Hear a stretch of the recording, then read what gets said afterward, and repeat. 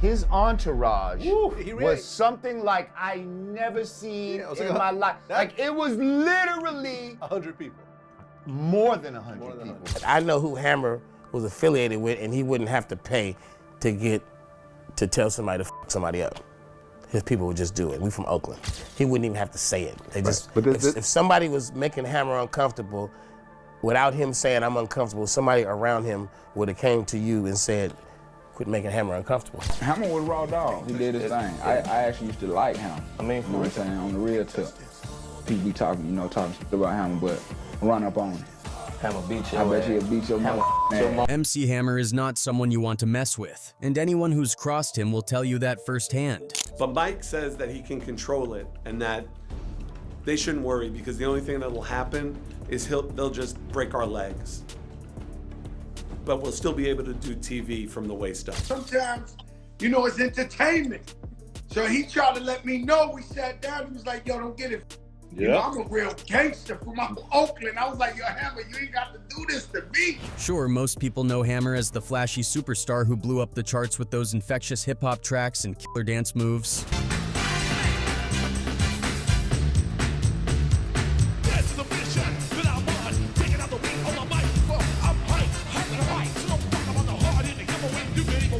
I mean, who could forget the iconic parachute pants, the smooth typewriter move, and of course the unforgettable catchphrase, Hammer Time. The guy was everywhere. Hammer was racking up awards left and right, and people still give him props for being a trailblazer in pop rap, blending freestyle with mainstream sounds. Plus, he made history as the first hip-hop artist to go diamond with his album Please Hammer Don't Hurt Him. But here's the thing, there's a side to MC Hammer that flies under the radar. It's not something you hear about much, but when he's pushed, it comes out. And trust me, it's something you don't want to mess with. Even hardcore gangs like the Crips have learned that the hard way and ended up apologizing to him. Take this one story, for example, told by Benito, one of Hammer's vocalists. So, they had just finished up an event in LA, and the crew was getting ready to head back to their hotel, packing into their vans and whatnot. That's when they spotted Michael Concepcion, one of the OG founders of the Crips. Now, Michael's a big deal in gang circles, and he's been in a wheelchair since 1977 after getting shot in a gang-related incident when he was just 21. He was surrounded by a few Crips, and the crew was definitely wondering what was about to go down. Michael rolled up to Hammer and said he wanted to talk. Basically, he told Hammer that since they were in LA, he should call on him for protection because, anything could happen out there. It's this dude in his wheelchair and about 4 or 5 dudes with him, hanging out. I know they Crips because my cousins are all Crips in LA. So I'm like, that's some gangbangers. What they doing out here? You're like, hey, I want to holler at you for a minute, Hammer. Hammer was taken aback by the whole thing and asked why he'd need protection when he had his own squad of bodyguards. 12 of them, in fact. And these guys weren't your average security detail. Some of them were straight-up killers. So Hammer wasn't feeling like he needed Michael's help. But Michael didn't let it go. He kept pressing, saying Hammer should really hire him because if not, something might happen and Hammer should watch his back. It was basically a not-so-subtle threat. Protection? Hammer said, protection for what? See, man, I got 12 bodyguards out there, and 4 or 5 of them straight. You know what I'm saying? So, what you talking about? You know what I'm saying? I don't need no protection. Holler at me, man. If you don't, something could happen to you, whatever. He said, what you trying to say? He said, you need to go ahead and take care of that, and everything will be cool. He said, you trying to start strangle on me, nigga? That's when Hammer started getting heated. They exchanged some tense words, and Hammer's bodyguards were ready to step in and handle the situation. They were about to take out the gang members, but Hammer stopped them. Then Hammer told Michael straight up that if he wanted to, he could make one phone call and all this drama would disappear. He wasn't bluffing either. The next morning, Michael actually came back to apologize to Hammer for how things went down. Our people looking like, yeah, I'm waiting for you to move. Hammer like, hey, what's up? He said, hey man, it's like this.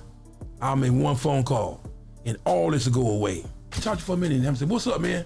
He said, man, I apologize for the thing. I didn't know, the people you knew and whatever, this and that. And I apologize for what I did, brother. It's all good, we cool, we good. And Hammer's like, yeah, it's all right. But it wasn't just gangs that had to experience MC Hammer's wrath firsthand. As mentioned earlier, it's hard to overstate just how popular MC Hammer was at the time. He was everywhere. Music videos, commercials, movies, and even cartoons. The album marked the beginning of his run at hip-hop stardom. Throughout the years, Hammer continued to release albums, many of which became certified classics. With the spotlight all to himself, it seemed like everything from here on out would be smooth sailing. However, as is often the case with fame, things weren't always easy. While many people loved MC Hammer, he also received a lot of criticism from the media and some of his peers. Are you a rapper or not? Well, in one unescapable aspect, yes, and that is the fact that I don't sing. Every other aspect, the answer is no, I'm not a rapper. I entertain. I say that in not meaning any disrespect to other rappers or other rap artists. At the height of his career, people didn't quite know what to make of MC Hammer. His clean-cut look and carefully choreographed dance routines didn't exactly scream typical hip-hop artist, much less a tough guy. After all, this was a grown man dancing around in colorful outfits and those iconic parachute pants. With this image in their heads, folks in the music industry and some of the hottest rappers of the time saw Hammer as an easy target. A soft guy from Oakland they could diss on their records without fear of retaliation. But boy, were they wrong. Despite his flashy stage presence, Hammer was no pushover. While he was jumping around on stage, MC Hammer and his family had some serious mob ties in Oakland. Specifically, they were connected to Felix Mitchell, a notorious drug lord from Oakland who led the 69 Mob criminal organization. At his peak, Mitchell was reportedly raking in over $1 million a month selling crack and HOing on the streets. One of his main territories was the very neighborhood where Hammer grew up.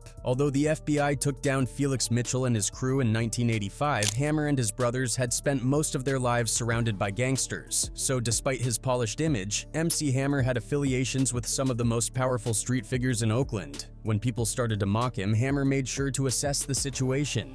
In 1987, Hammer mentioned LL Cool J's name in his song Let's Get It Started. Fast forward 3 years to 1990, and LL Cool J responded with a diss track called To the Break of Dawn, taking shots at Kool Moe Dee, MC Hammer, and Ice-T. When Hammer heard what LL Cool J had said about him, he didn't just brush it off. Instead, he sent a few of his guys to confront LL Cool J after one of his shows. Allegedly, an argument broke out and LL Cool J ended up getting punched in the face. Eventually, Hammer and LL managed to meet up, resolve their issues, and get back on good terms. However, not all of Hammer's beefs ended so smoothly. Take the situation with Third Bass, for example. In response to Hammer dissing Run DMC, Third Bass decided to take things up a notch by dissing Hammer's mother in their song, The Cactus. The line in question, The Cactus turned Hammer's mother out, was a play on the title of Third Bass' 1989 album, The Cactus Album, and Hammer's record from the same year, Turn This Mutha Out. In 2015, Search told the Ed Lover Show about receiving death threats from Hammer's brother, Louis Burrell, during a flight to Los Angeles. "We're in the air," Search said, and Carmen Ashurst Watson, who was the president of Def Jam at the time, picks up the phone and hears someone say, "Is Third Bass on their way to LA?" And she goes, "Yeah," and the voice says, "Good, they're dead. This is Louis Burrell." Search claimed that the $50,000 hit was confirmed by fellow Def Jam artist Eric B. and was supposed to be carried out by the Los Angeles Crips. Right. So we were saying our album was doper, but we were saying it in New York slick shit. Like we had some slick talk coming out our mouth. Right. Mm-hmm.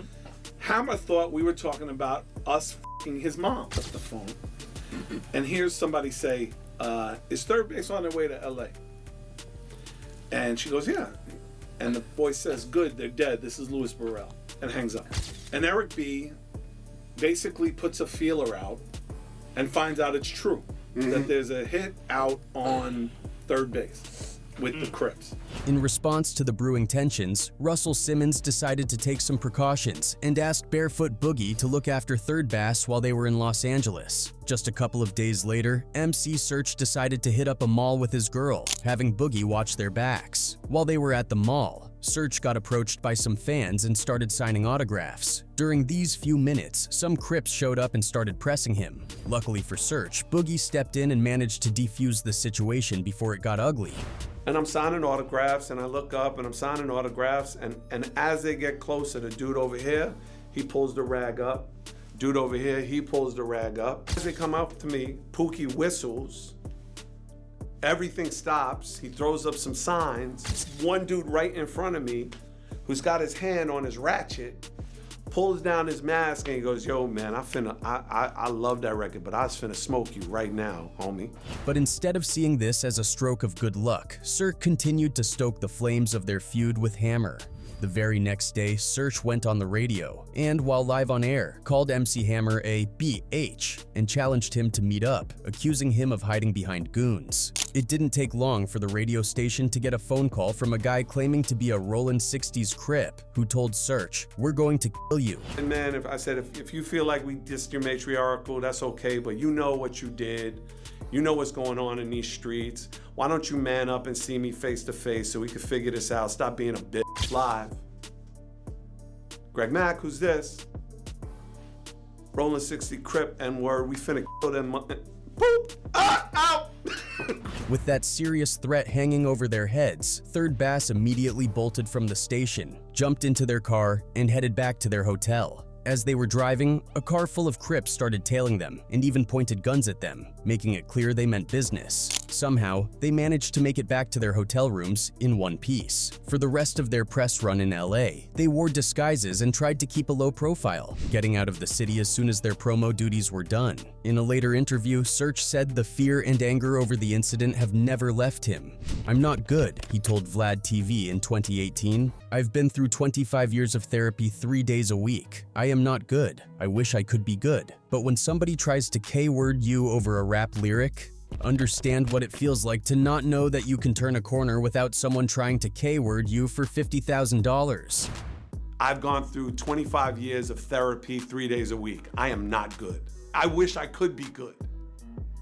But when somebody tries to kill you over a rap lyric... Now, this situation made people speculate that Hammer was part of the Crips, but it turns out MC Hammer never claimed any gang affiliation in his life. Despite all the chaos, MC Hammer denied having any involvement in the threats or the incident at the mall. 20-something years later, the Search cat, he wanted his claim to fame to be, I'm telling you, Hammer was gonna have me, put in the dirt somewhere. That's ridiculous. In 1991, Ice Cube dropped a video for his single True to the Game that stirred up more drama for MC Hammer. In the video, there's a scene showing a rapper in hardcore attire who later switches into a flashy red sequined outfit, symbolizing a rapper selling out and crossing over into pop culture. The man in the video looks suspiciously like MC Hammer, and Hammer wasn't about to let that slide without a response. One day, Hammer was chilling in his hotel room when someone he was on the phone with mentioned spotting Ice Cube at Roscoe's in Hollywood. Without missing a beat, Hammer and his entourage jumped into their cars and sped over to Roscoe's, arriving in just a few minutes. They caught Ice Cube as he was leaving the place and confronted him about the video. Allegedly, Hammer told Cube to never let something like that happen again, and Cube reportedly responded, "No sir, that won't happen again." But it wasn't just Ice Cube who found himself in Hammer's crosshairs. In 1992, Redman released his album, What? The Album, which included an intro track called Funky Uncles. The intro features a conversation between two people about MC Hammer. One person expresses how much they like Hammer, while the other dismisses him, saying, "I don't know what you see in him, he ain't ish." The conversation escalates with, "Your mama ain't ish, your daddy ain't ish, ain't nobody ish." MC Hammer didn't take kindly to this diss either. When he heard that Redman was in town, Hammer decided he had to confront him as well.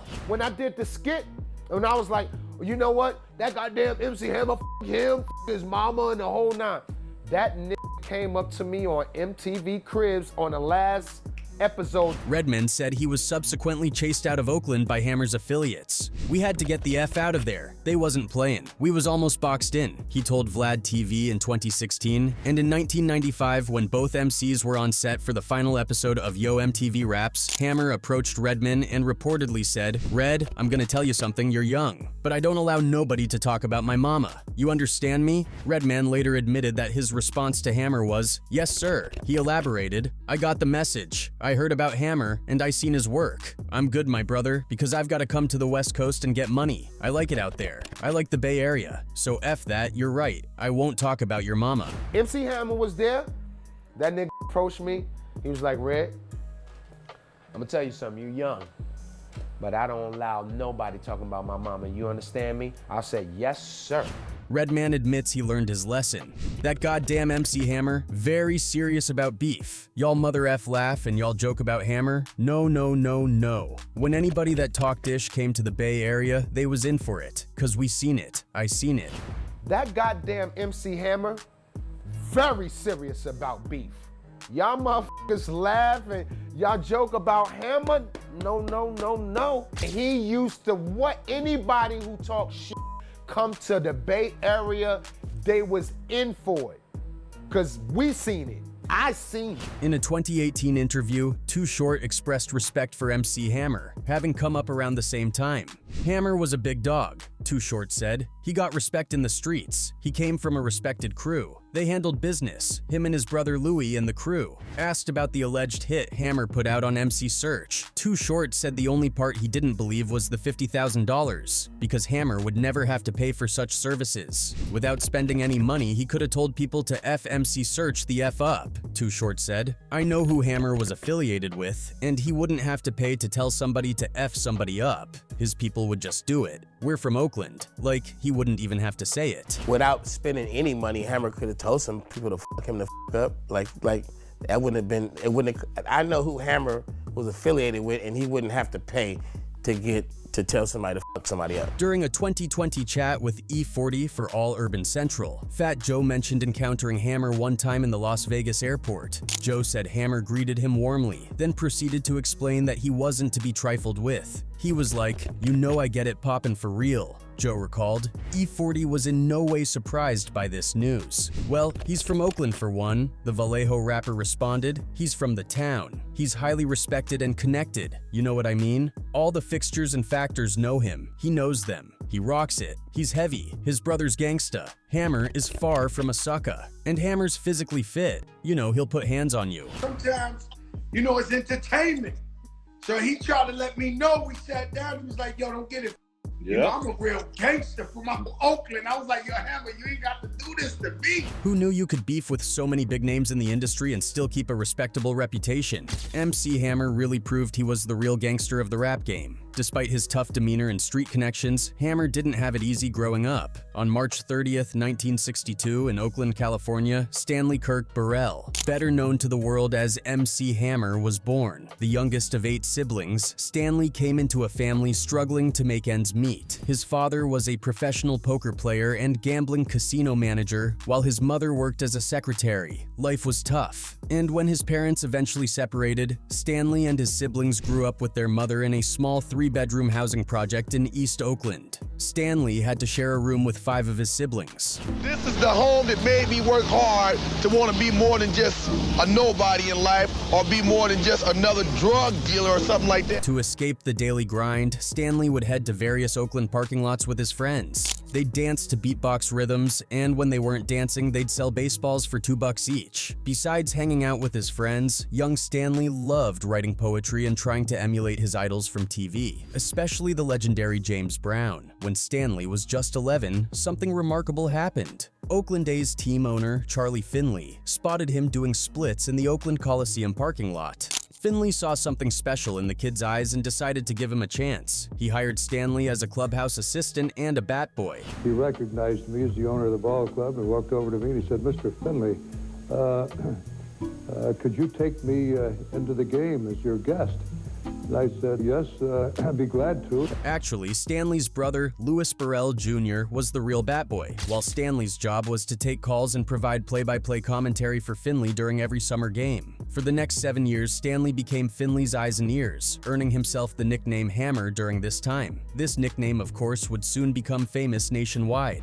I got my nickname the Hammer because of my resemblance when I was very small to Hank Aaron, the Big Hammer.